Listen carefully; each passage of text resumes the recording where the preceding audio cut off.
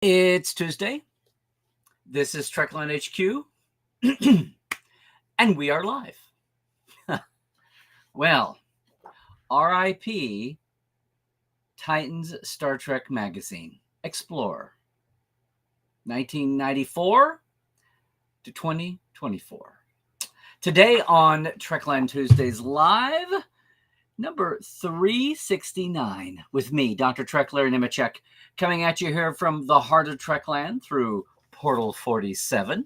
Yes, your home for, Trekland Treks. It can be your customized away mission when you're in Los Angeles next, in greater SoCal. Get in touch with me at larrynemechek.com or treklandtreks.com. We will set up a customized away mission that you plan with my help. Among over 50 location sites, famous and infamous, we'll have an awesome day. Yes, here at Trekland HQ, we're coming at you for some sanity, clarity, and a bigger picture in all things Star Trek. And you know what? There's a little bit of news going on. I'm going to say right off the top, if you're not registered, you might want to be part of this if you're of this inkling. But in just, about 3 hours from now, the Geeks and Nerds for Harris, huge, big, multi-franchise stream across pop culture, including some of our Trek folks, talked about it last week, is going to be on. You can still go to that Eventbrite, I believe, and register and get in. It's just a 3-hour Zoom call, all kinds of stars, including a lot from our Trek world. That's happening. I also want to say, much closer to home, that if you haven't done it, I could announce this. Yay! Our open house, our 9th annual anniversary open house for Portal 47. Yes, your backstage pass for more in-depth Trek is going to be up, and it's the Brothers Hageman is our guest. So all you got to do for that, for October 9th, at 6 p.m. Pacific, 9 p.m. Eastern, there will be a sample, Ask Dr. Trek Roundtable at the beginning, basically an open mic. And then at 7 Pacific, 10 Eastern, we'll have the Hageman brothers on. And yes, they've been out on some other interview shows, but hey, they've never had the Dr. Trek Trekland treatment. The Portal 47 backstage look at the roots, the origins of Prodigy, not just what's going on now and what's the hot take and how's the renewal talk, although I'm sure we'll get there. But we'll dive into the origins, the roots, how the industry works. And boy, that'll dovetail into what their ride has been like. And with split houses, all of that we'll get into. That's October 9th, Wednesday, October 9th. You want to get over and register because you want to be in line for the door prizes. We'll have 5, 6, 7, 8 DVDs and big coffee table Star Trek books going on. So you want to be there. It's also the way you can come in and ask questions in advance of the Hagemans, and I'll have the list, and we will do our best to get to every single one of them. I don't think I've ever missed a submitted question yet.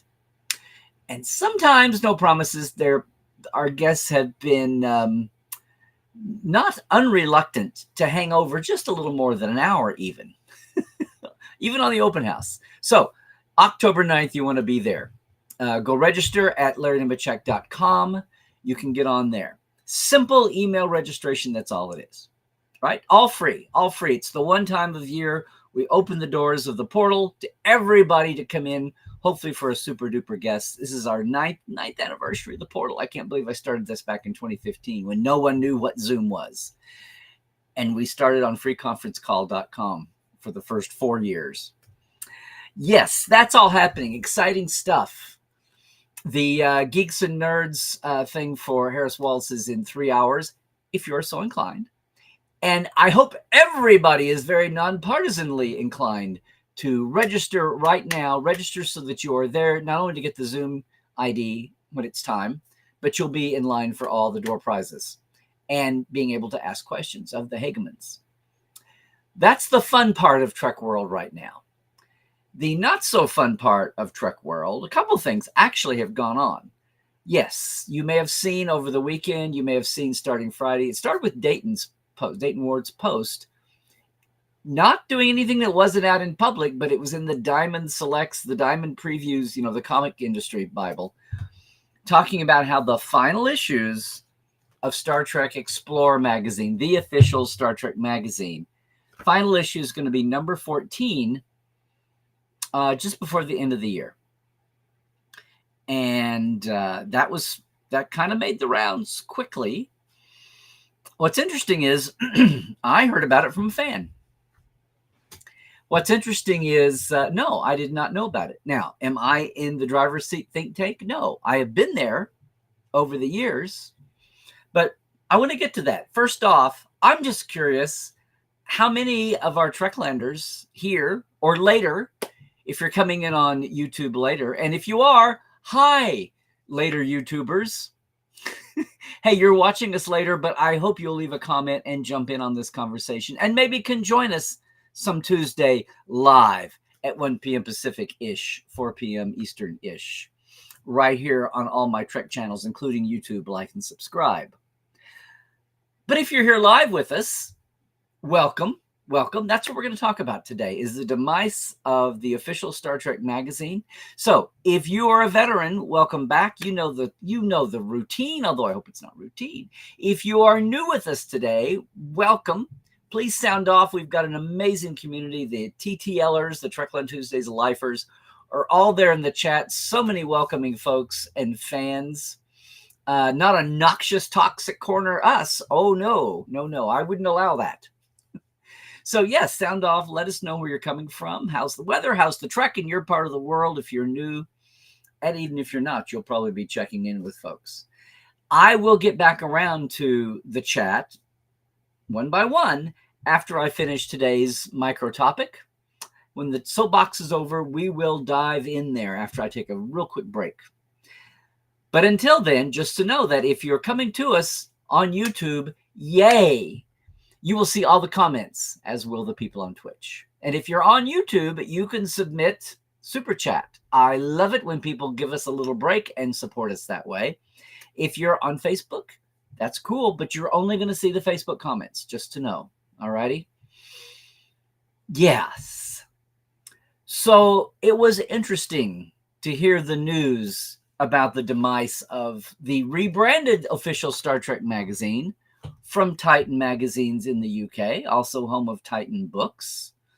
I mean, I don't have it here. I just got the unboxed Glenn Hetrick and Alchemy Studios Art of Prosthetics Aliens book from Discovery, and only Discovery. I just got that autographed. He had a book signing in Burbank Saturday.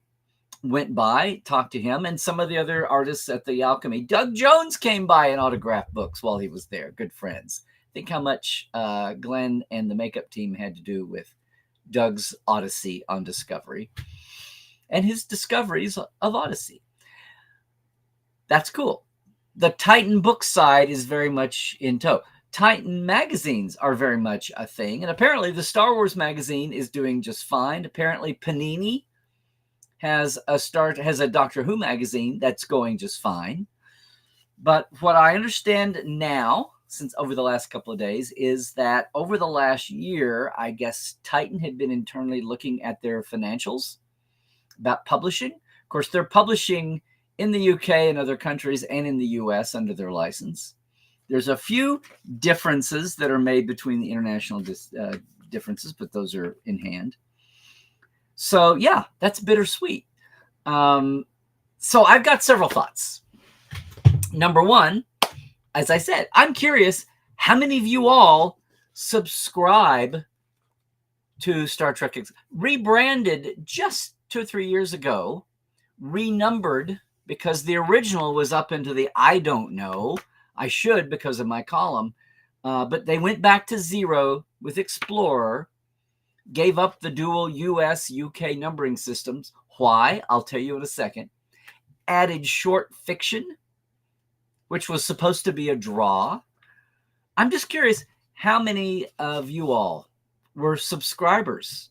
And more than that, how many of you all ever picked up a copy and read it? How many of you even knew that there was still a magazine? How many of you maybe had a subscription, but not in paper, but actually did the electronic subscription, which was a PDF file? Just PDFs of the paper pages. I'm just curious how it was penetrating. The times when I would remember to check at a panel, like we always do our show of hands with popularity and the reach of the different series, occasionally I would stop and ask folks how they were about podcasts. And still only about 1 in 10 Trek fans at a convention, at least. That sample's different than just random armchair fans, much less people who are online. But just there, even at a convention, only 1 in 10, I would say, are podcast listeners. Now, what does that mean for people who still read, as I say, Dead Tree Media? This is number 11, by the way. The final issue is going to be number 14, coming out, I think, in December. The contract, the contract actually runs out next year, but by mutual agreement, and apparently this has happened over the last year, concern about the numbers, the financials, starting last fall, and then looking at the situation in May, June, July, and the decision to end it basically made over the summer, and mutually with CBS licensing, whatever, Paramount licensing, whatever it's being called at the moment with the merger, the remerger marriage. And this has been in the works for a few months. Now, how do I know all this? Well, as of the weekend, I'd been in touch with our editor, John Freeman there, who was not calling the shots. Of course, there's publishers in the C-suite above that at Titan, and conversations going on between licensing and Titan. Here's my perspective on this, and I have several. Number one, was I hurt that I didn't hear about this until it was basically out to the world via a catalog, the way things happen sometimes? No, not at all. John, our editor, had been instructed by the higher-ups not to tell the contributors until the subscribers learned. And the subscribers were being notified, I guess, by mail now. And he had it on his calendar, on his schedule, to get in touch with all the contributors about the time the subscribers' words were going out. So it would have hit unevenly. And look, guys, this isn't quite like a massive corporate layoff. It's not quite like a huge cultural event going down with thousands of people involved, millions. I know this is a niche magazine with a small contributing staff, and who knows what the subscriber base was up till now. I'm sure it was declining. Was it declining because Star Trek wasn't popular, or was it because it's 2024 and most people don't deal with Dead Tree Media anymore? And therein is, I think, the bigger issue. Now, Star Wars and maybe Doctor Who for the home crowd in the UK, different companies. Titan has Star Wars, Panini has Doctor Who. We were just debating about who else, what other big franchise still has an actual paper magazine publishing. Those seem to have risen to the top. Titan at one time had 5 or 6 or 7. Star Trek was always the flagship, and then they got Star Wars. But I have a special kind of kinship here. That's why I felt like asking John what the history was here. For all intents and purposes, it's all moot now. This is the thing.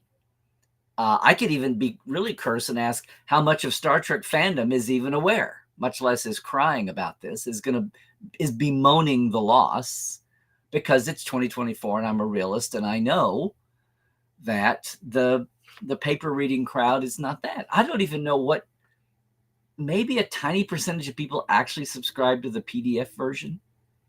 I don't know.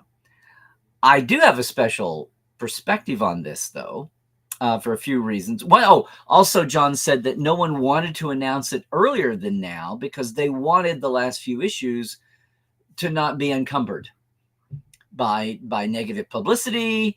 They wanted to go out on a high. And so now I think a lot of people may get that last issue as a souvenir.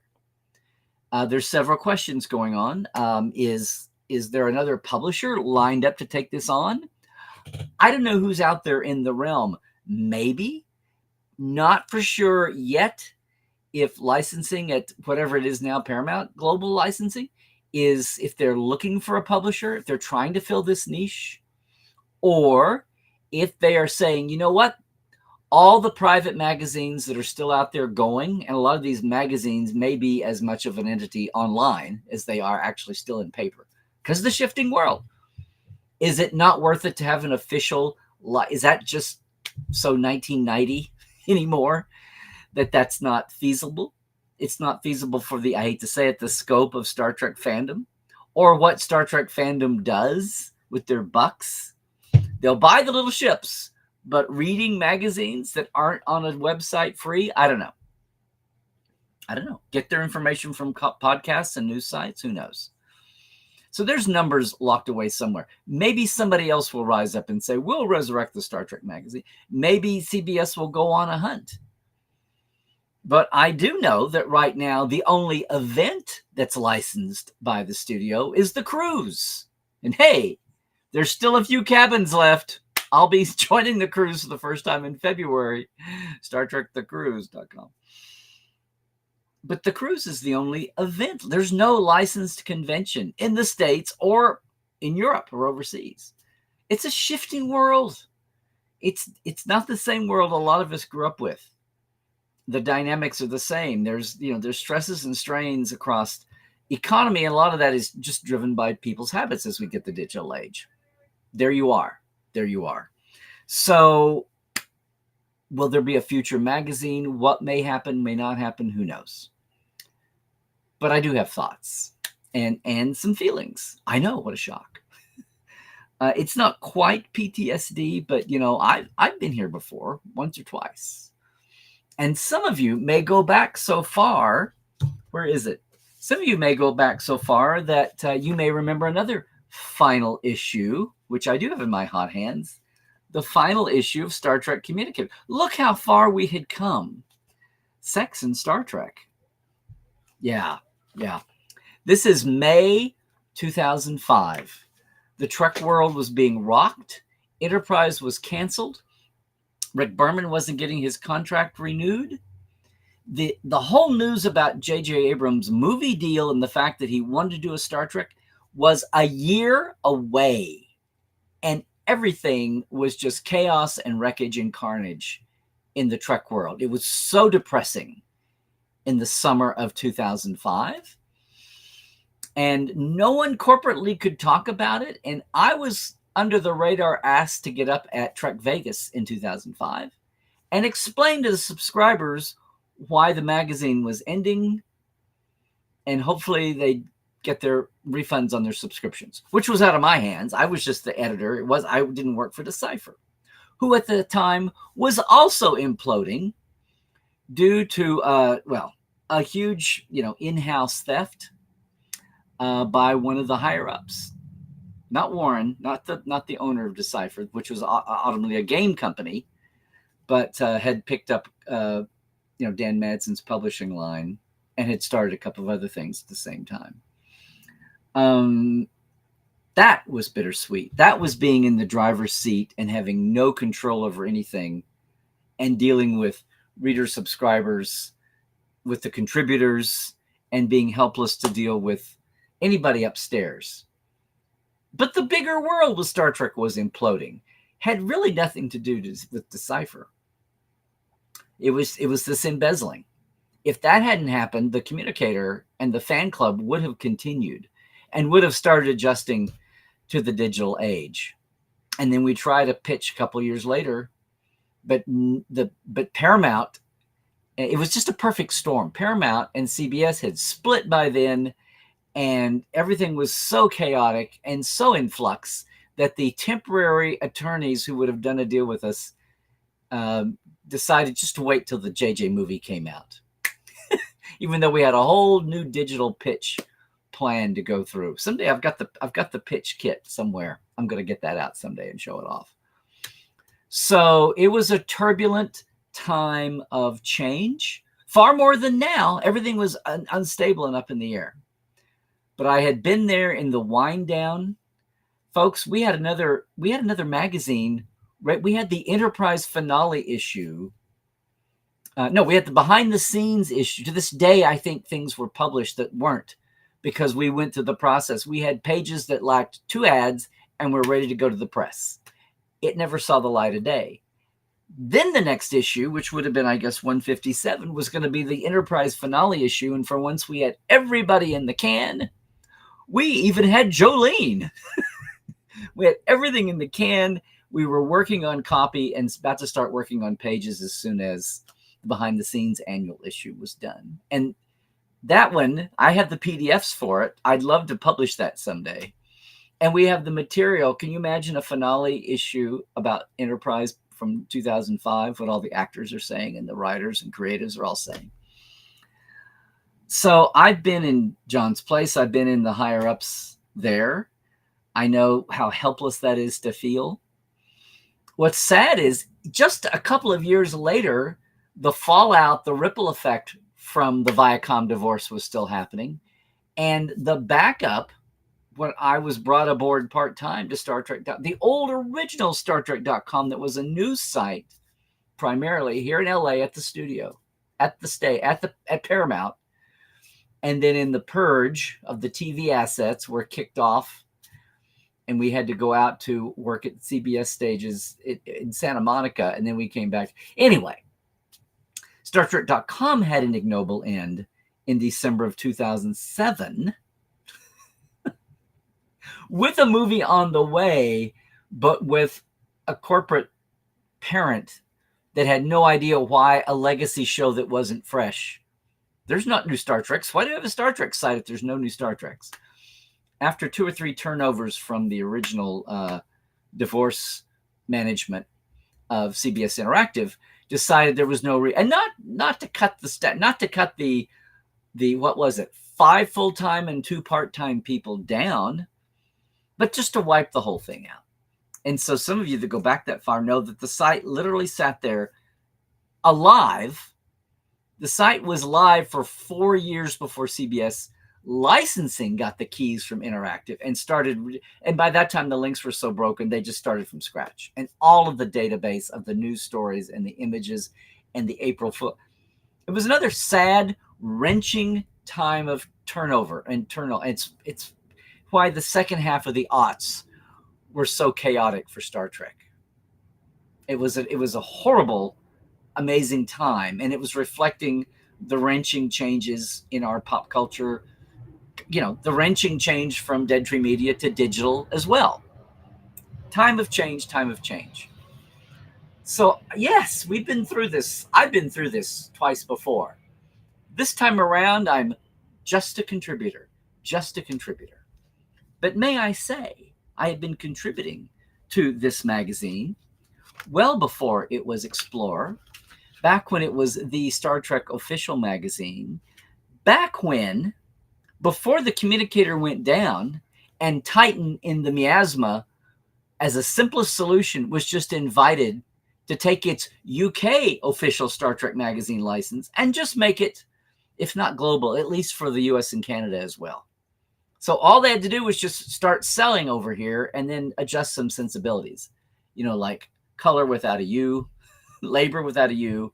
Ads had to be in dollar signs, not pounds, much less euros. So there was some adjustment made. But what's funny is the first few years, all up until just 2 or 3 years ago, every issue still carried the original UK numbering, and they wanted a fresh start in the US. So I mean, I could look at this. It was off by a thing. I should have checked on this first. Let me look at my old invoices. And I'm saying this because here we go.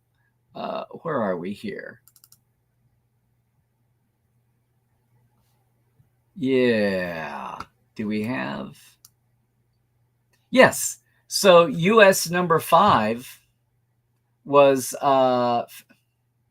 yes, US number 5 was UK 132. That's what a differential there was there. The funny thing about this magazine, it's had an incredible history. It started in the roots were in 94. I met John Freeman, who is editor now, amazingly kicked off this magazine, 94, 95, when I was over for the Generations premiere in March and the Generations convention, so named, at the Albert Hall. And we met in the press room. I was covering it. I had the official coverage license to do it for the magazine before I was editor. Special permission, special working permission with one of the co-producers, personal friend of mine, yay, Eric. And we met in the press room. And John said, we've just launched this magazine. Would you want to make sure and write for it? You're right there in LA. You've got the access. And you'd written that little thing 2 years earlier called the Star Trek Next Generation Companion. I said, sure. Woohoo. Writing for a British audience. Wow, how cool. How exciting. That was my first trip to the UK. Second trip to Europe. And I'd known John ever since that day in the press room at the Albert Hall in March 1995. Little did I know what a long, winding road it's been getting from there to here. In the beginning, I contributed news pieces. In the beginning, I helped bridge the gap, the 2-month gap of a press deadline. Kids, we're not talking internet here. Plus the fact that the shows were showing a little later in the UK. None of this next day business the way we have it now with the streamers.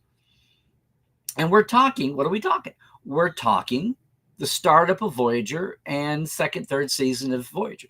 94, 95 was right in the handoff from TNG to Voyager with DS9 running at the same time and Generations popping up on movie screens, which obviously had just happened.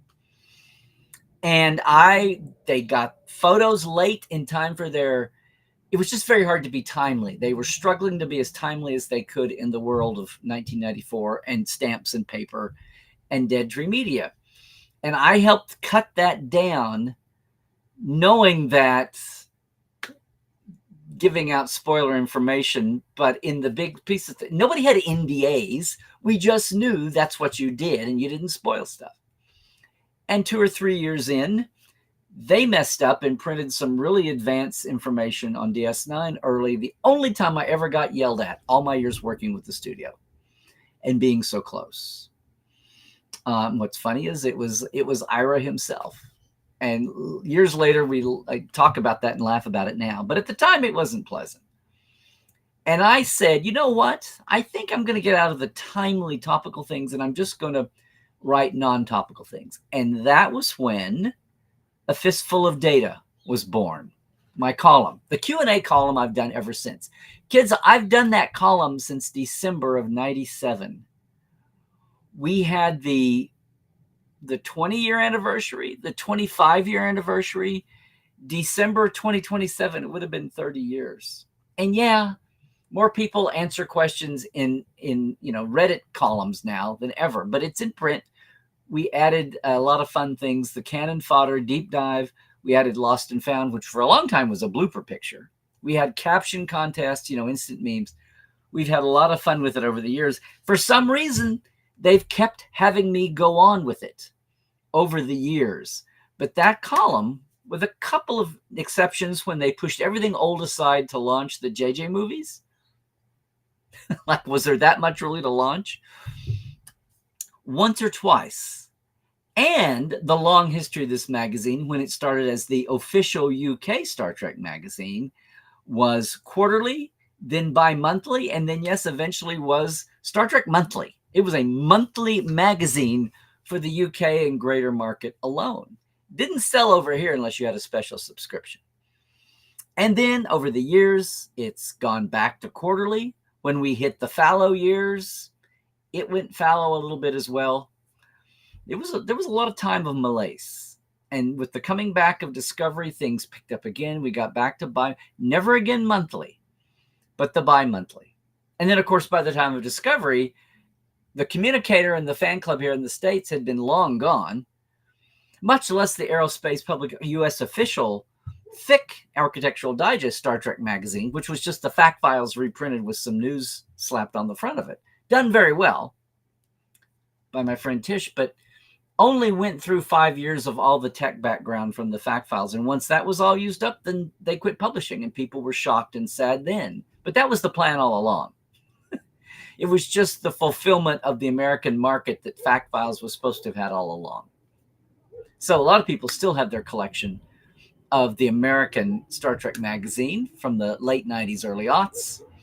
A lot of people still have their communicators, old time fans do. And I know there are people somewhere that have their Titan magazines. But yes, the Titan's UK British issue became the American worldwide global official Star Trek magazine, 2006, 2007. And it's been that way ever since. And for some reason, they've had me continue to do my column. Don't do near as much side writing. There's so many writers that are, Ian Spelling for years had the monopoly on the celebrity. That's fine. So many folks have come along the way since and done technicals, they stole our word, technology, Terry Hiller's column name, like it was a new thing. He invented that, by the way, for communicator. But in looking at real science through the Star Trek lens, that became but so many, and the reliance on books and paper giving way to video games and everything digital, and the delivery system itself, which, in the end is what's spilling this. Not so much the drop off in interest in Star Trek. My God, we've just had the most amazing 2 or 3 years of new content out there. And every single bit of it is not every single Star Trek fan's perfect cup of tea, but we've picked up so many new fans too. That's a debate that will go on forever, as we know.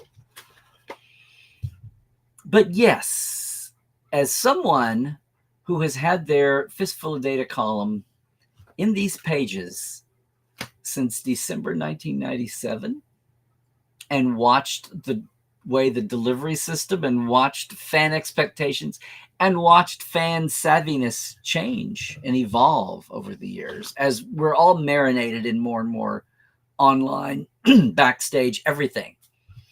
Now, I would love to chalk it all up to the power of Portal 47, but I know that's not. I've enjoyed being out there in the trenches pushing for that and talking and doing our State of the Treks for 10, 12, 15 years now at cons live. Everything I do is geared to making it savvier, smarter, more attention paid to what's going on below actor level. And there's a lot, or else there wouldn't be an actor level. And it's been great to see that come about. It's been good to see magazine content evolve to where there is a lot of behind the scene content in every issue. It's been also interesting to see the idea of fiction coming back around. Just all these licenses in general becoming not quite so rigid, not quite so little boxed off, feels. We have nonfiction books now from lots of publishers, not just pocketbooks, if ever. There's a lot more flexibility matching the way the world at large ebbs and flows and oozes. And, the internet world, the global world online has a lot to do with that, while still trying to maintain licenses and rights, not so much to make Paramount Global richer, but so that everybody with a vested stake gets paid something and is not ripped off. And I know that it's a time of change all over the place. As completely a sidebar, what I've been aware of just in the last day or so is that all the wrenching change that this remarriage of just the continuing rejoining of CBS and Paramount into Paramount Global, much less what's happening with now the Ellison, right? The Skydance infusion, the shakedown there, the duplication. You heard the news stories. 3,000 jobs were going to be cut to make this make sense. Lots of duplication. Unfortunately, that's when you have the mergers, even the remergers. And I'm hearing, and some of you may be seeing online, about a lot of the folks who live in promotion and publicity and copywriting for some of the cool events. And a lot of folks are losing jobs. The silver lining is, and they're saying so, and they're looking for new work. Silver lining is that everybody predicted this. It was just a matter of when. People have been on tenterhooks the last 6-8 months. The smart folks have been, getting their ducks in a row to jump ship, to have a soft landing, hopefully to land on their feet. And I wish my best to all the folks. It's not quite the little bitty club that it used to be, but there's still folks we've dealt with over the last years in peak Trek who are out there working it and that you see their results, if not overtly, but you might see social media teams that have come and gone promoting the treks, some of the special events. Somebody had to do all that stuff. Sometimes it was over the years, and I did it in the 90s, big time, in the early aughts. Sometimes it's been in-house staff lately. It'll probably go back to a lot more 1099ers doing that kind of thing now. But there's been a lot of shedding of jobs in that sector, I'm sure, across the whole corporation. And they're out there looking at a wrenching time. And again, I've been there. I've been there when all of StarTrek.com's team was let go. Folks that had worked on it from the beginning, from 94 to 2007, 93, 94. And Mark Wade's been a guest on Portal 47. I think he's been on Trek Files too, my old friend, from Paramount Digital Kitchen days in the early 90s, Silicon Valley, before it came down to Hollywood. All I'm saying is, gang, there's a lot of this, the fallout, the ripple effect of current life happens. And these things do happen. I'm not saying that to be glib. I'm saying that from, the creators and contributors side. As a fan, I'm still curious. I'd really like to hear from folks who have been readers, occasional, if not subscribers. I'd like to know from people who ever actually had the electronic subscription, the PDF version. I'll even say this. About 10 years ago, Chris Jones, who founded one of the early pioneering Star Trek podcasters with his network Trek FM, 2010, I'm talking, he and I pitched an interactive electronic magazine, which was carried initially until it was revealed that Titan had an electronic coverage issue in their contract, and B, weren't interested in giving it up, and thought that the PDF version was just fine. Ours would have been interactive, with hot links. You would have had pop-up media. It would have broken the bounds of just being linear, just a simple PDF. Had some capital backing for it to start off with, but it would have been lean and light, digital. No paper, no warehouses, no people in cubicles. So we had to, backtrack that. Will somebody else step in and do an official online magazine or an official ebook or something in that effect? I don't know. Now, again, Titan's had a lot of success lately with these wonderful backstage books, creatives books. That's going to keep going. And, Eagle Moss publishing line has now picked up publishers to take on a book line also. So the realm of Star Trek books itself, at least on two hands, seems to have a bright future. But as far as a magazine goes, as far as the Titan license goes, which to me is the baby newcomer, woohoo, 15 years ago, 17 years ago, the baby now has grown up and has fled the nest and is no more. So I don't know. Let's talk about this. What are your thoughts about paper magazines at all, Star Trek or otherwise? Much less paper magazines for news, maybe, sure, but you had a soft spot in your heart for this. At the time, I was saying back when we went down with the communicator, I said, look, digital's one thing, but it'll never replace having a gatefold with blueprints and posters in that magazine. You don't get that digitally. Of course, now you take your digital file, go down to your local copy shop and print out your own poster. Or you're not messing with 2D digital anyway, and you're too busy working on your 3D memes and your video cuts.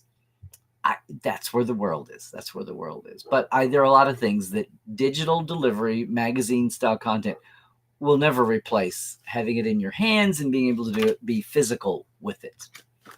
Or maybe no one cares. Is that a generational thing completely? I don't know. Maybe we'll talk about that today. In the meantime, that's the news. That's what's happening. Will there be anything like it down the line? Don't know yet. Is it just a fact of where the world's headed that no one cares about paper to the degree that Star Trek sells paper magazines? We'll see.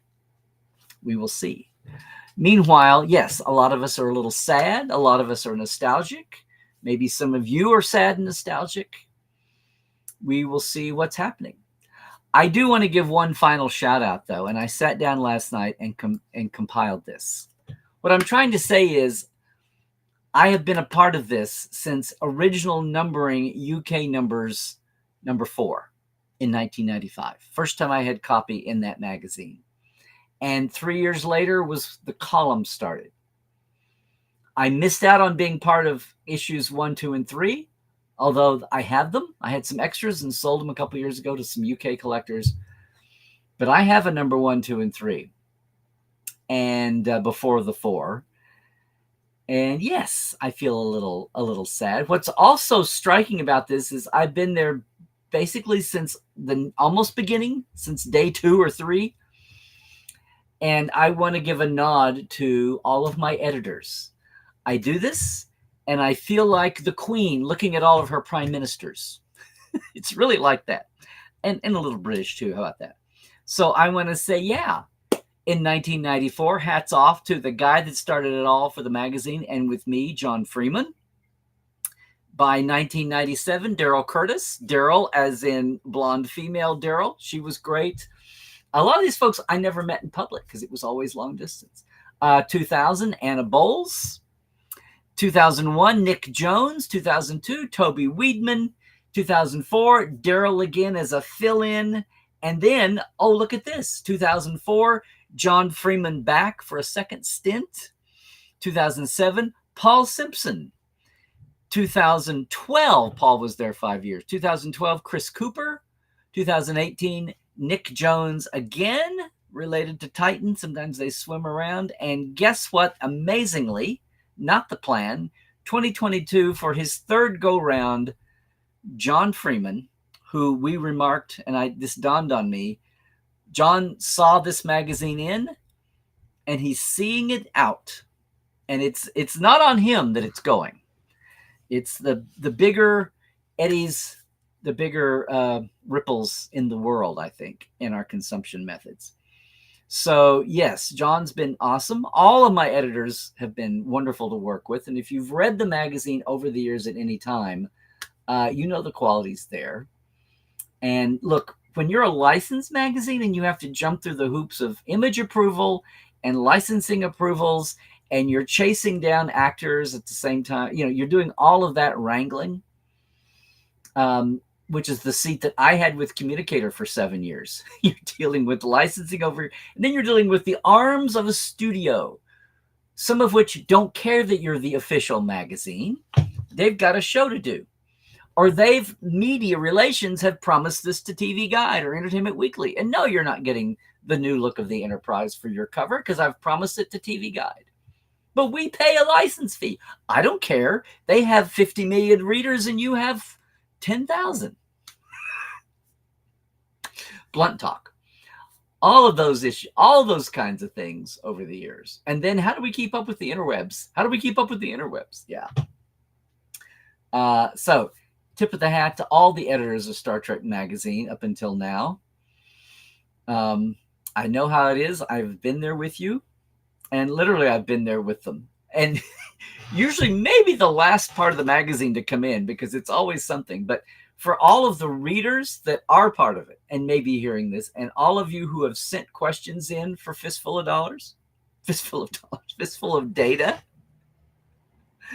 all of you who have sent in questions for a fistful of data and appreciated the comebacks, even as we increasingly, there's a Q&A column everywhere, whatever you can do.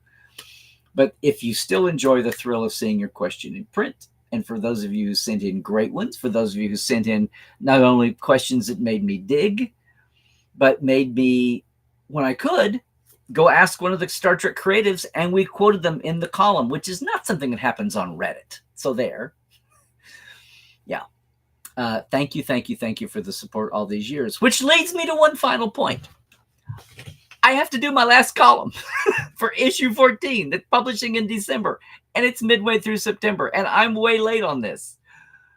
And I put the appeal out on my socials, but I'll say it here. I can take, for the last time, your backstage and your canon questions, right?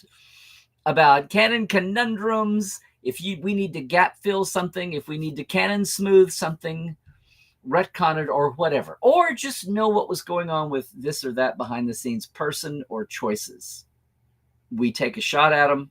You get your name and your city printed with a good answer from me.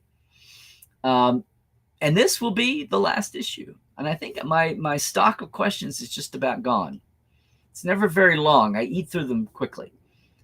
So there you go. Get your Twitter, Larry Nemechek, or Larry's Trekland.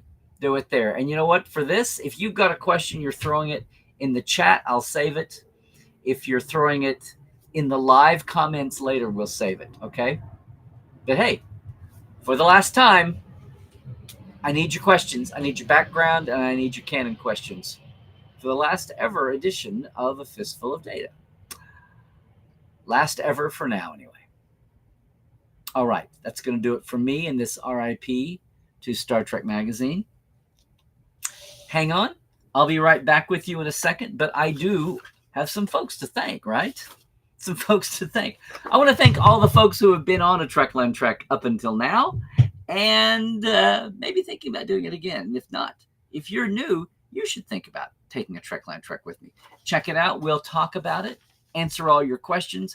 A day trip where I concierge you, I chauffeur you, I help you wrangle all your cosplay, your props, your stuffed animals, whatever it is on your trip that is important to you to have for your amazing real-life away mission around Southern California at the real-life Star Trek location sites, not the stages, but the outdoor location sites that you pick.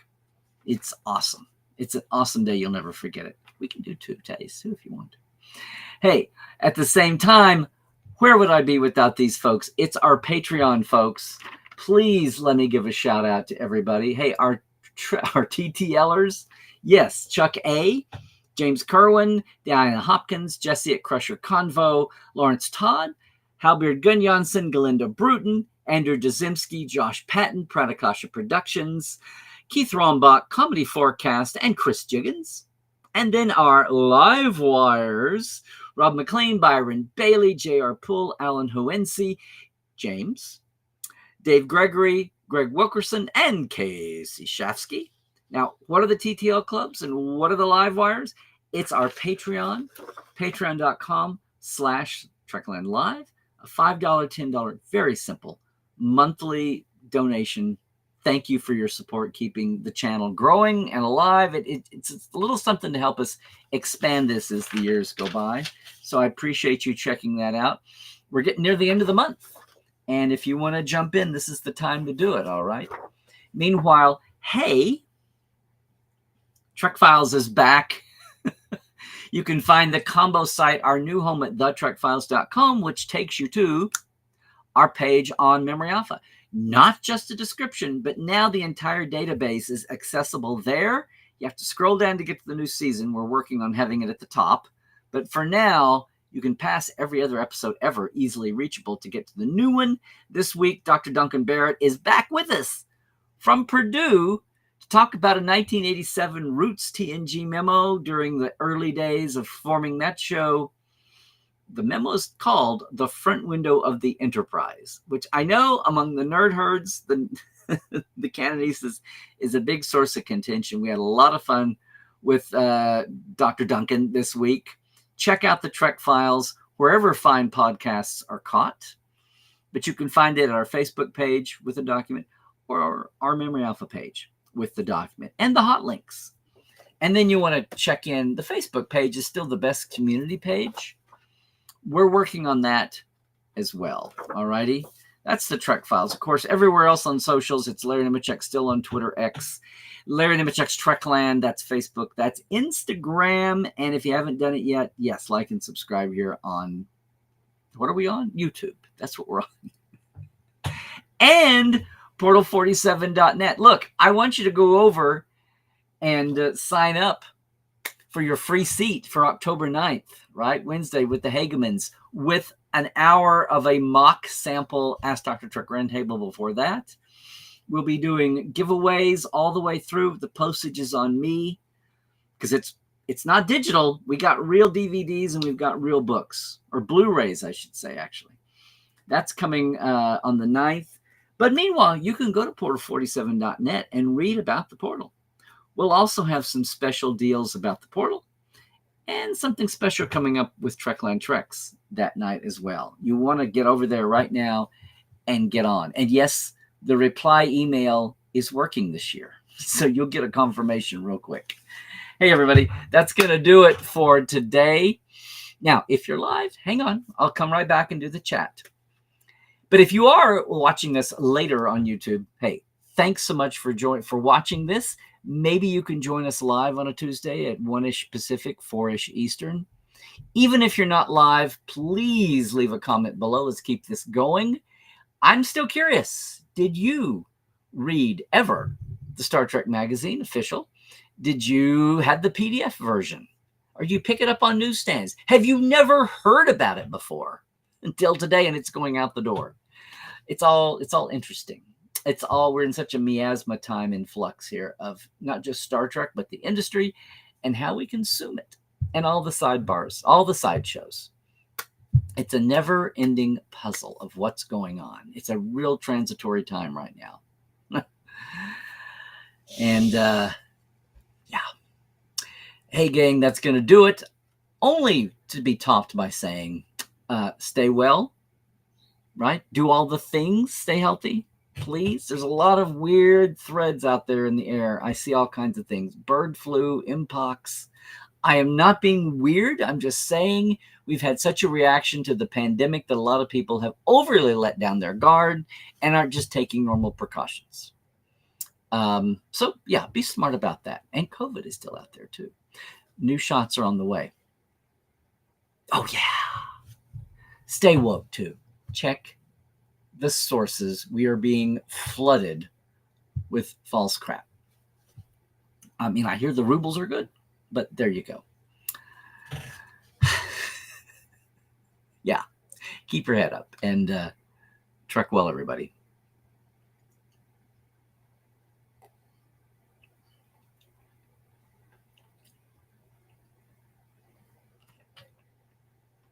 Okay. Can't wait to see if the passing of the Star Trek magazine, what, there was one? Can't wait to see if the passing of the Star Trek magazine has stirred any comment here. Good to see everybody, as always. So, yes. Hi, Christoph. Hey, Cairo. Hi, Dan. Chris. Joel, it was good to see you in Vegas. Dave, of course. Thank you, Scott, for posting the links there for Open House 24. 9th anniversary portal. 9th annual anniversary. Absolutely. Are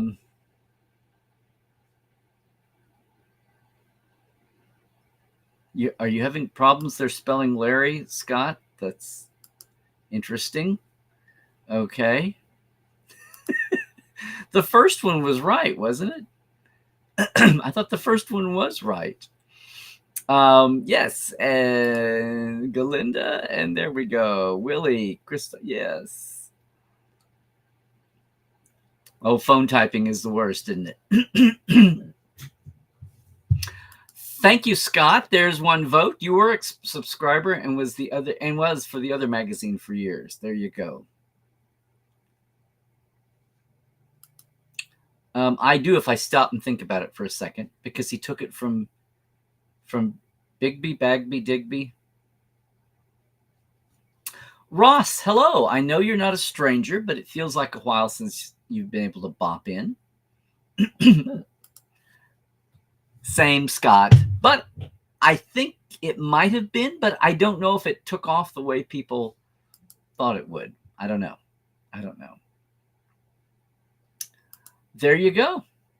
Good to hear from you, Ross. Thank you. Good to know. Oh, thank you, Kyle, for doing that. Yes, indeed. Been reading it, but not a subscriber. Okay.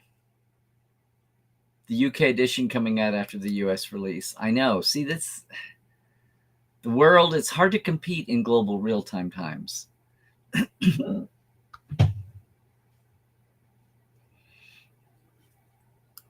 This is very true. In fact, the magazine culture is so different in Europe than the US that my experience with the Titan magazine, my experience with the Fact Files, which, was a magazine just the way small ships, Eagle Moss ships, had its magazine. There's a whole competition. If you don't occasionally polybag a freebie, hey, the first 3 issues of the Titan magazine in 94 in the UK had a bookmark, plastic bookmark, Star Trek, taped, excuse me, taped on the front cover. There was a place on the cover blocked off, and they knew that the bookmark would be taped down there.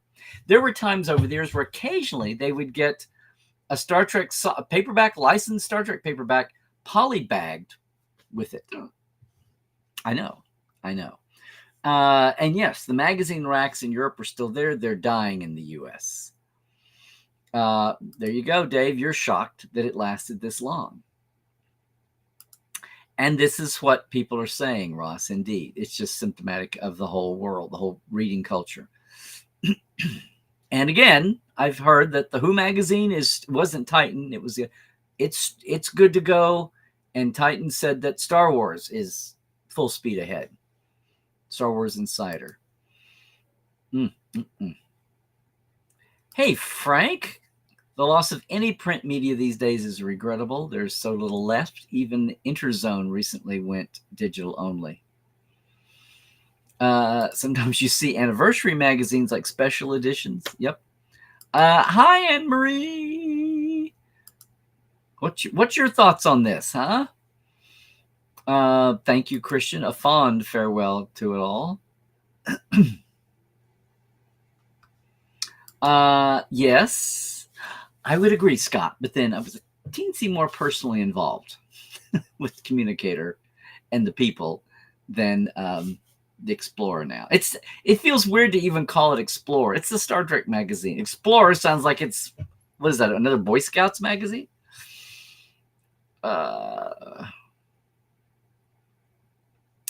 This is true. Even if there's an electronic version, it would never be to the scope of the heyday of the 90s. 80s and 90s. Oh, really? You only just, well, see, it's all your fault. If you'd only subscribed earlier, none of this would have happened. It only turned on you, Anne-Marie. Well, that's sad, but you've got those editions, right? Oh, wow, really? A lot of you were late bloomers, late comers?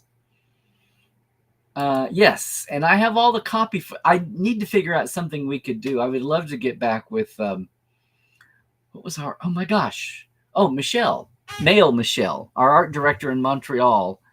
I'd love to do the lost issue of Communicator, the last issue of Communicator, the one we had laid out and the one that was only in copy only. I'd love to do those last 2 issues. Find a way to do it, partner with Dan, do it somehow as a fun thing.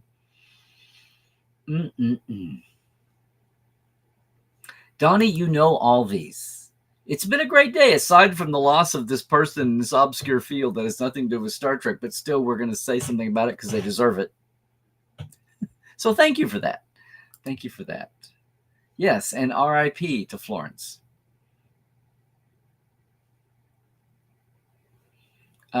Okay. That seems kind of middling on opinion there. I knew it wasn't going to be that simple. Okay, badoom bang. This is a good point. Print was still something special. Well, print's a keeper. Ken Burns documentaries 50 years from now, are what they're going to pan over email. It's just, text messages.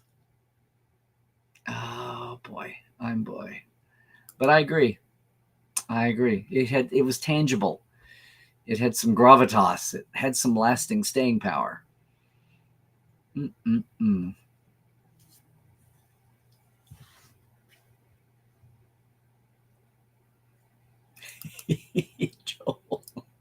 As a former library serials tech, the dual numbering pains you. Well, that's why, again, 12 issues ago, they totally did the reboot and did the renumbering start. They figured it'd only been, what, 12 years? 15 years? Start the Star Trek Okie magazine. Boy, that's going to be a big audience. I know.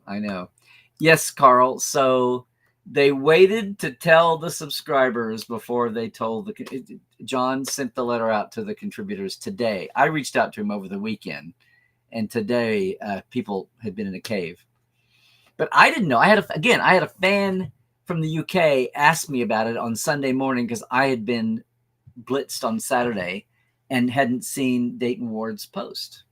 Where again, he was getting the information because the Diamond Preview listings were talking about the final issues, so it was public. Same way we find out about new Star Trek shows when the stage rental sheets are posted by the unions in Toronto, and we go, oh, here we are.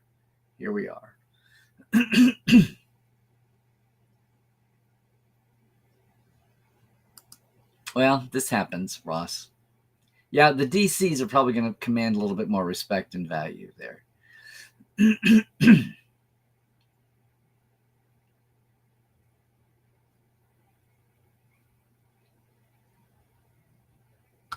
What, Chris?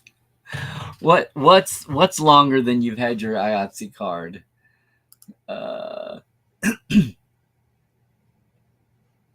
Well, see, Derek is writing fiction in the fiction side, and that's what Dayton said also, was that he had been involved with that and knew that. But his point was not whether he knew it, but whether it was going to be out in the public realm to talk about it. So I guess it's a good thing, Dan, that my life did not revolve around this magazine, huh? Yeah. We had about 6 months, sadly, going down with Communicator. Actually, Communicator was not about sales so much as it was the implosion of Decipher. I should have made that clear. Communicator went away and the fan club went away, not because of our numbers, but because of the implosion of Decipher after the embezzlement. And they immediately cut any kind of, capital outlay and laid everybody off. They got down to 4. They had over 100 employees when the collectible card games and all were big. All their licenses. Star Trek was big, and what was the other license?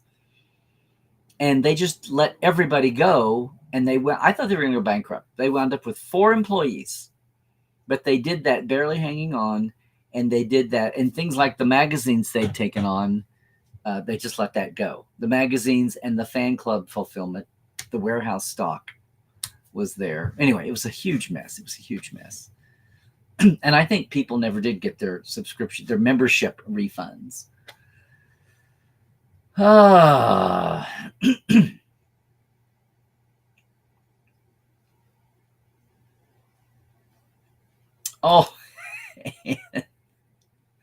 made it into the questions.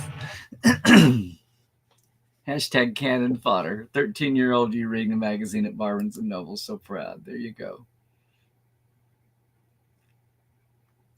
Yeah, when the original fan club, pre-Communicator, it was called The Official Star Trek Fan Club Magazine.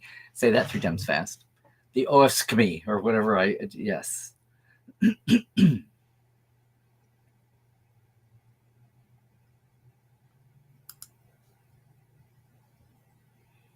As a one-time writer for the magazine, your article is fascinating to be sent a style guide, the origins of the document. It's a style guide. It's every decent thing has a style guide to know how to handle things. We had a style guide for Communicator.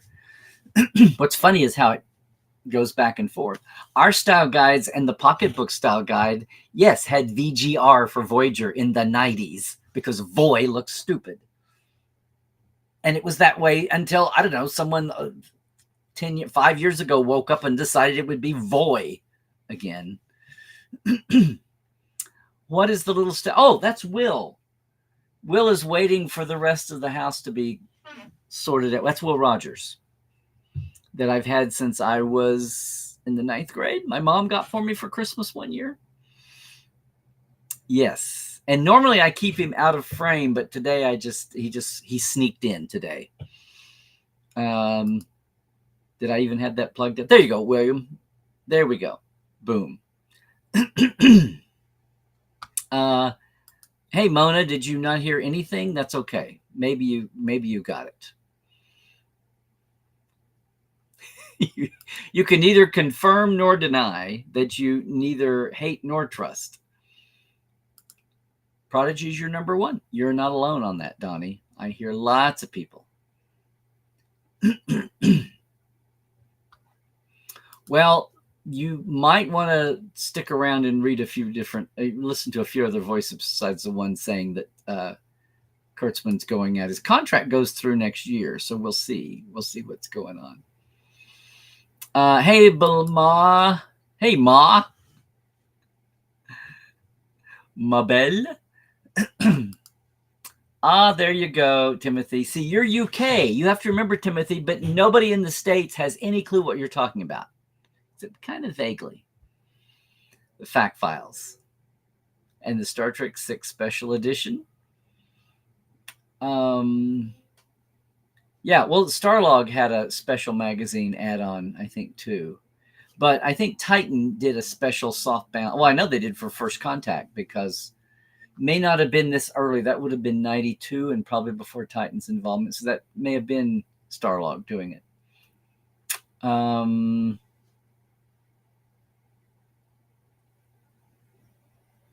Yes, and Starlog, your comment's cut off because you wrote a long comment here.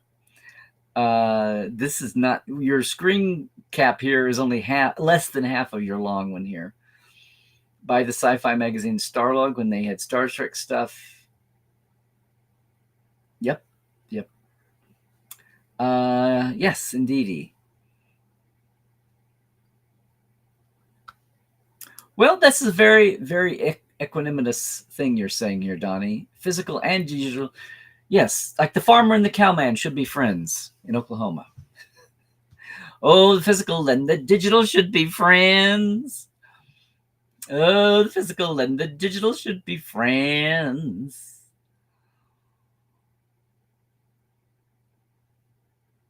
One format likes to sit on a shelf. The other one looks like it was typed by an elf, but that's no reason why they can't be friends. Oh, my God.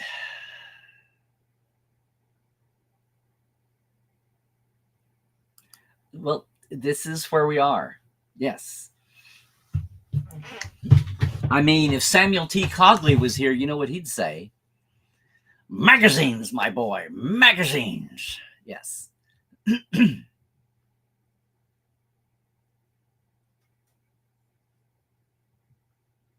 There is another vendor that is doing one-off special editions that CBS went out to and hired at the beginning, and it's just it's not a continuous. It's a house that does, you know, it's intentionally the grocery store market. I'd be shocked if they had any provision for subscriptions. It's totally for news rack sales for the drugstore and grocery store market. I was invited to write for the first one and never again, because apparently they thought I'd be doing it for free because I don't know.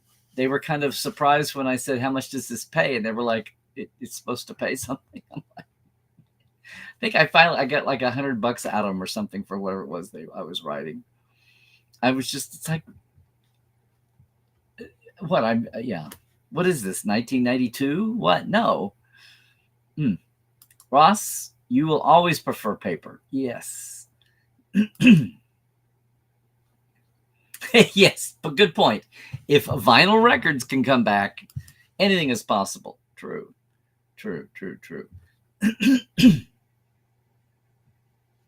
This is true, and yes, John has made the bend 3 times with this title over the years too. Yes, Plushy Leonard and Moopsy are back there, and Murph.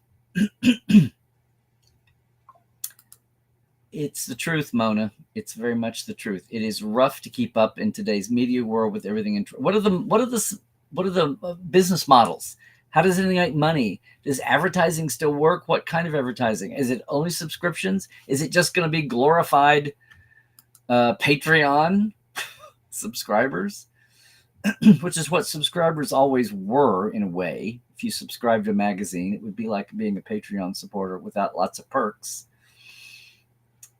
What are you saying? Bottom right side, DeForest Kelly's T-shirt.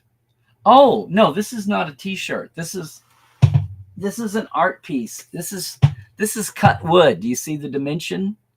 That's cut wood. Isn't that awesome? Greg Stevens, a fan, made this for me and gave it to me a couple years ago. Isn't that awesome? And I found it unpacking, and I thought, well, I'll find a place for it. It can float around filling gaps. Sure, why not? And now he's peeking over the bottom frame. Correct. Correct as always, King Friday. Good question, Kyle. I'll try to include that. I'm going to do a screenshot of this right now. Justice. Justice for Alexander.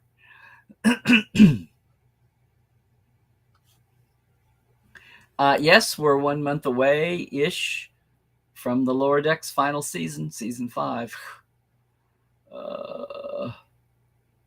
Oh, okay. Oh, we're going to have a flood here. Okay, that's great, Ma, but I mean like big picture questions, not things you could ask me here. How many times did I meet DeForest Kelly, and what was he like when I met him? I only met D for the first time in the autograph line when he was working. All the actors were working the line at St. Louis at Space Trek 3 in 1984. Never saw him person to I saw him on stage at the Con of Wrath, but not in person. That was part of the irony of the weekend. And then at the 30th anniversary, no, at the 20th anniversary thing in 86 when he was appearing at was that the same weekend? That was the same weekend. Wow. The press conference didn't have yes, I did have I had a personal conversation with Carolyn to get an interview with D in my 20s. And she said, we'll talk to him. And then when he got off the thing, a bunch of little kids with their little fan club newsletters came up. And he said, oh, my dear, if it hadn't been flooded, we would have had a legit conversation. But when he saw a lot of people there, and he said, oh, my dear, if I said yes to you, I have to say yes to everybody. And then Carolyn turned and looked at me like, she said we'd talked when he was still up at he and Nichelle Nichols without a moderator in 1986 before Star Trek 4. And then we talked once or twice over the years, but the real conversation I have the picture with from 96, the 30th anniversary, and his last real public appearance, I think. Anyway. At least 3 times. And of course, he was genial and wonderful and soft-spoken. D was everything you think about. Oh, well, thank you, Dan. That's great. How far back was your Bajoran question? They're all a blur now, but very cool. Cautious vaccination scrollback needle. Never had a chance to meet D due to work, but met Nimoy, Shatner, and Roddenberry. Missed D because of starting my professional career in teaching. Yeah, well, we do have a lot of wonderful stuff with D in the flesh.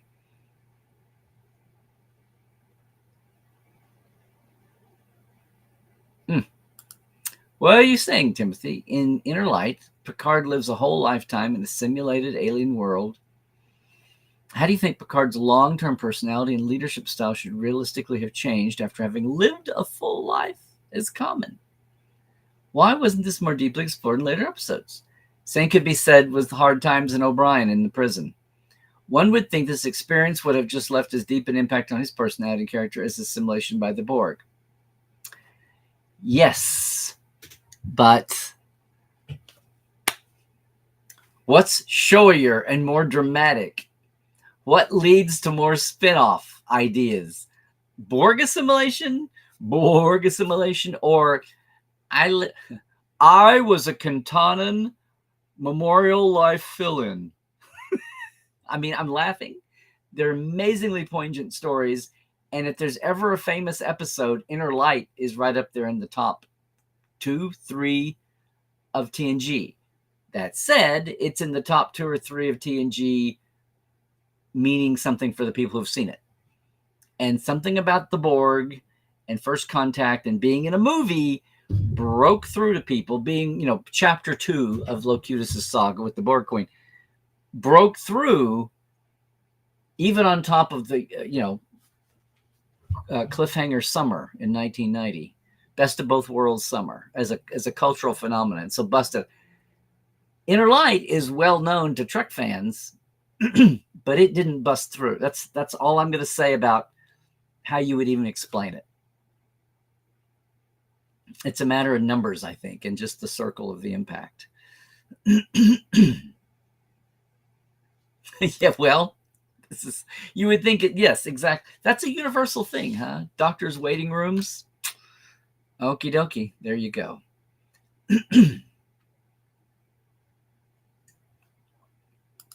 You can be the jingle nerd. You got that time. Donnie, I hereby confirm that you are the king of the jingle nerds. Very good. Zahir, what are you saying? And you're cut off. You loved magazines as a kid because you sold them for school fundraisers. Did you love them because I hope you... Oh, here we go. Or because everyone in the 90s loved magazines. Why, yes, it is. Every time, Mona, you get something published in a print journal, you buy a copy. A couple of clothes, but you have the copy. Indeed. Tangible magazines, Timothy, this is the bottom line. You can hold it. It's like touching the phoenix. It's tangible. Last generation, digital media, who the hell do we know what's going to happen? The flick of a switch or an EMP. True.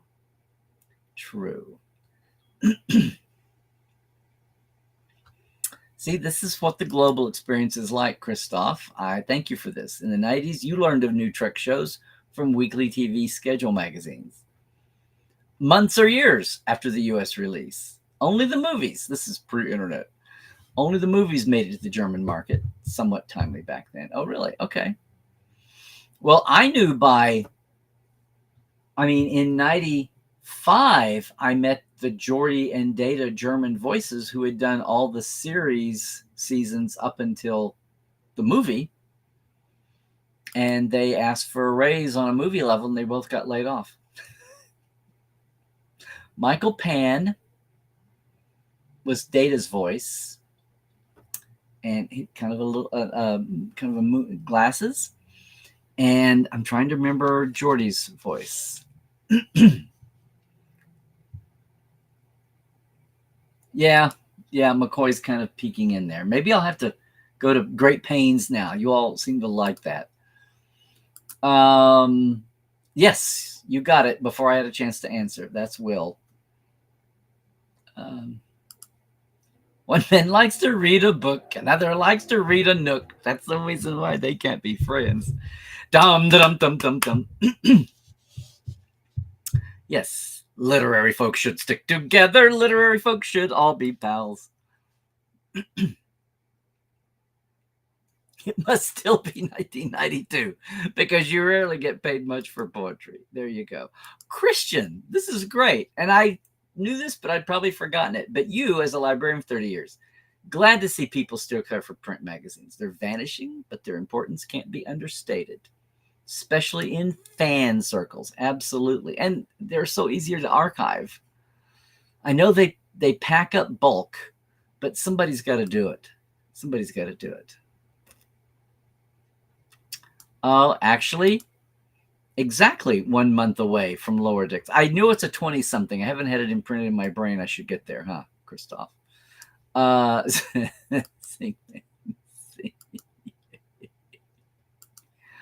do you mean I can't believe you got my name this week, Larry? Mabel? Is it Mabel or Mabel? I always just see the Ma and then the capital B, so I just call you Ma.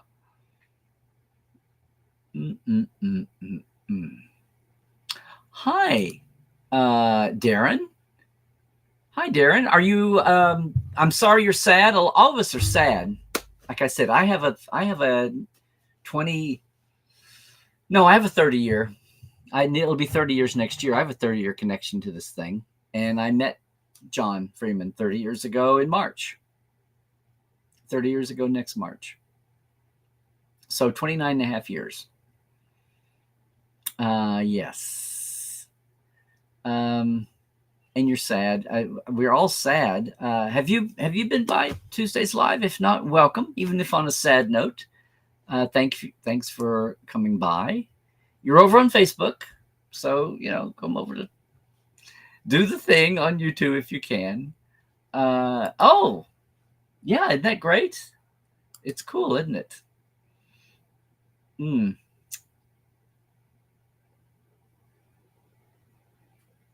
Well, we'll see what happens, right? With Tawny working on a live action comedy show. Maybe Apollo could transport the lower deckers there. She's not gonna portray Mariner. If she's in the show, surely she's not gonna play Mariner.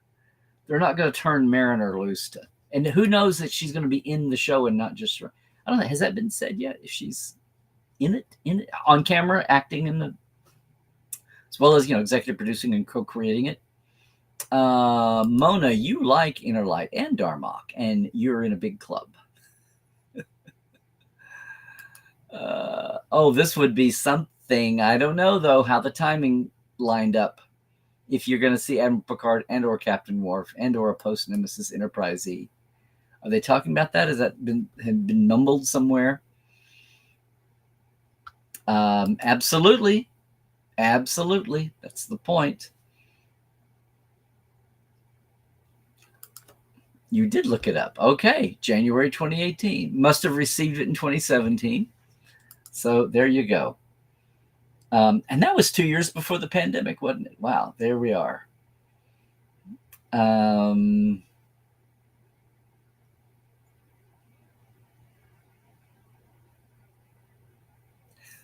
Gosh, can't you just ask me about deck? This has been debated for years, because to have done otherwise would have ended 2 lives, not one. One that was an artificial life, and the other 2 were organic.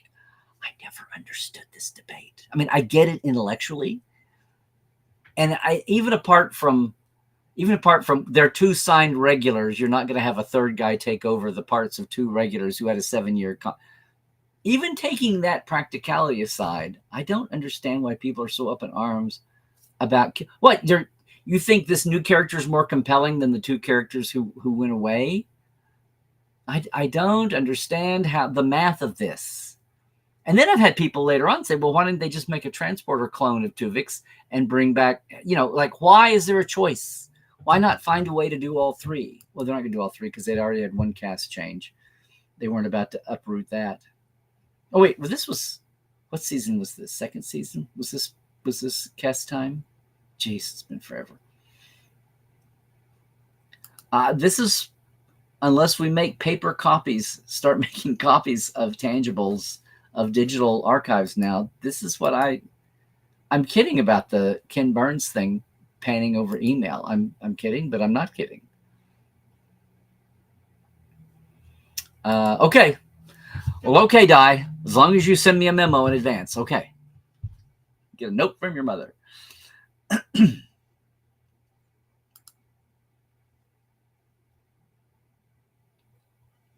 Oh, you're fine with the climactic battle. Okay. Yeah, I never understood. I get it that it's an intellectual exercise, but I don't understand why giving up 2 lives for 1 is morally superior. What about Tuvix? What about Tuvok's wife and kids? I don't. But that's your question. Also, and thank you for submitting questions. I get that, Timothy. Don't take me wrong here. Did the Federation ever find out about Cisco's actions in the pale moonlight? How would they have reacted to Cisco in an official capacity if they found out? How about the other factions involved in the incident? Romulans, for example. Yes. It is Ma Bell. All right. Because over here, when we had one unified phone company, monopoly, the Bell system, people called it Ma Bell. And then all the little regional Bell companies, Southwestern Bell, Pacific Bell, whatever, Southern Bell, they were called the Little Bells. It was Ma Bell and the Little Bells. And every time I see your name, I think of Ma Bell, the way we used to say before the breakup. And then everything went privatized. We had a million different companies. I think of that. But anyway, yay. I'm glad I did it. Great, great, great. What if they did Tuvok and Torres? Okay. Okay.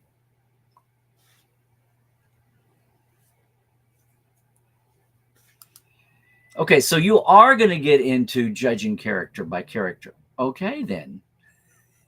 I was just using math. I was just making it about the numbers.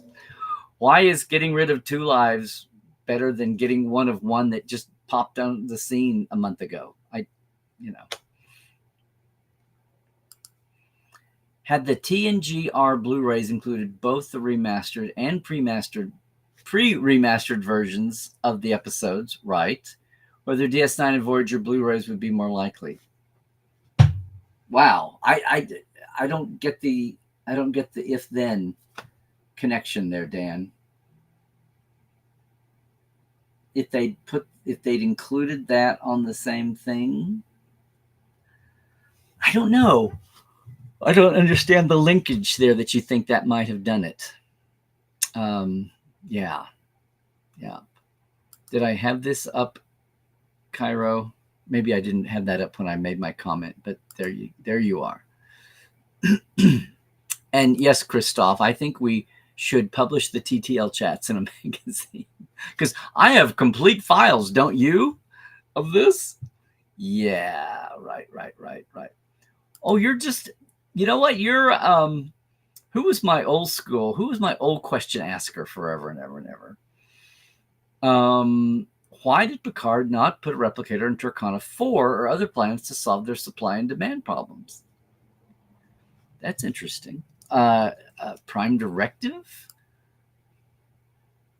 Too chaotic a planet to be stable enough to deal with it, whatever. Timothy, it's okay. It's okay. I know. I'm just kidding. That Tuvix one, boy, that's a new one on me. Well, guys, gals, peeps, I think we're at the end of the chat as we know it, as everybody is wont to say. Boom. So, I think so. Again, now we're coming up on just a little over 1 hour. I will repeat this, surely. Just another hour till Geeks and Nerds for Harris, if that is hosted by Linda Carter with her fan person co-hosting. But look at that lineup there, including, you'll see LeVar and I'm looking for Trek people, Anthony and Bob and Jerry and George, and a lot of favorites across the way. That's coming up in a little while. You can still get over and get a ticket and get into that. Why do people in Cause and Effect have deja vu? Okay, we're still going here. Okay. There we go.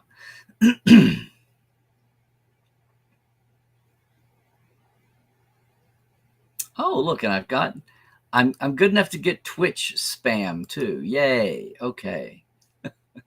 Hi, May. Good to see you there popping in. Yes.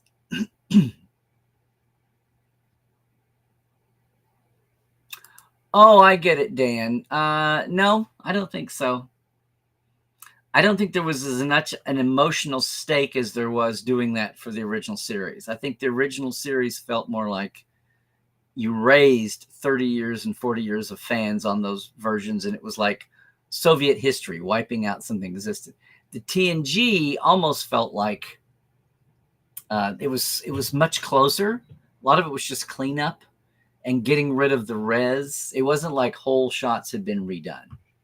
And I think there was something important about keeping the technology of the time, and not so much. There weren't so many huge divisions of improvement. Okay, occasionally, yes, but not near the degree on TNG as it was for original series, because there were 3.5 times more than that. There we go. There we are. Yay, yay, yay. But thanks everybody once again. Thanks. Again, the Harris chat is coming up. The Geeks and Nerds for Harris is coming up. You can check that out at Eventbrite, I do believe, or go to geeks.forharris.org. That's where the live stream is, just to watch if you don't want to register. And I do hope you will register for Portal 47's 9th anniversary night, our open house, for an hour at 6 p.m. Pacific of an Ask Dr. Trek sample. It's open night. Come and talk. Ask me anything. We'll have drawings. We'll have door prizes. And then at 7, the Hagemans talking about all things in the Dr. Trek style, all things about Prodigy. Hopefully some new stuff you haven't heard when they've done long-term interviews elsewhere. Maybe something that's more about roots Prodigy and not so much about what's the latest news happening right this second. So there you go. Thanks for dropping by, everybody. Thank you again. Also, I have to say it. Thanks again for all of our Patreons. You make this a little bit more doable than it is already. Thank you so much. And if you want to be in Patreonville for Portal, for our Trekland Lives, there it is. It's Trekland Live at patreon.com. $5, $10. Feel free to go more. Feel free to drop some silver here on a super chat if you're on YouTube as well. But would love to see you. Thank you for all of you that support it as you do. And, of course, thank you all for checking out the Trek Files. Thank all you Trekophiles, spelled with an F, wherever you're getting it. If you're enjoying the new link right there in Memory Alpha at thetrekfiles.com, or our Facebook page is really the only place you can comment. So there's that. But whatever you do, wherever you're getting your podcast, thanks for being there. It is the Roddenberry Podcast, and the Roddenberry Network is growing too in other ways. If you're coming to LA with a spare day, you got to get in touch with me, and let's see if we can fix you up with a customized away mission, an away day, 4 location sites, plus lunch, my chauffeuring, my concierging, and it'll be an awesome, awesome day. You take home information. I give you a giveaway. You got to take away. So you don't forget your incredible day with all the actual information as well as the fun experience of being at the places. And of course, on socials, Larry Nemechek on X, Twitter. It's Larry's Trekland on Instagram. That's pretty cool. Got some stuff to post. Instagram and Facebook. You need to make sure you're subscribed here as well on YouTube. Portal47.net. Go check out Portal47.net before you come to the open house on October 9th, right? And you subscribe at LarryNemechek.com. You register at LarryNemechek.com, so you'll be in the drawings. All righty? That's going to do it for today. Everybody, hang in there.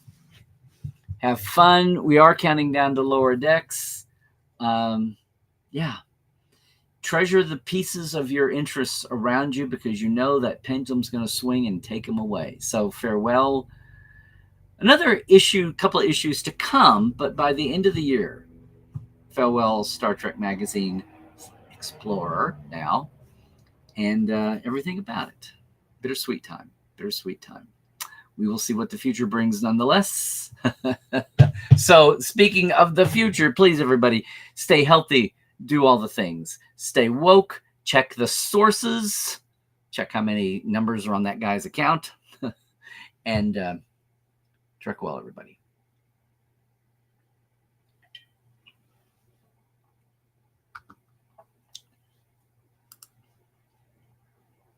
Why, yes, Cairo, I do support this message.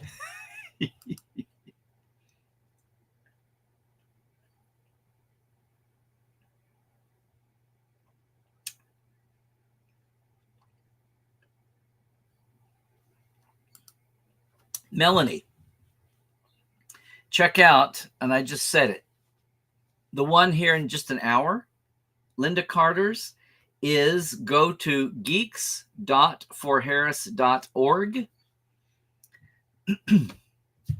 And I believe the women's, when it comes on October, is it October 3rd? I believe it's October 3rd, and that is, just look for womenofstartrek.com. There we go.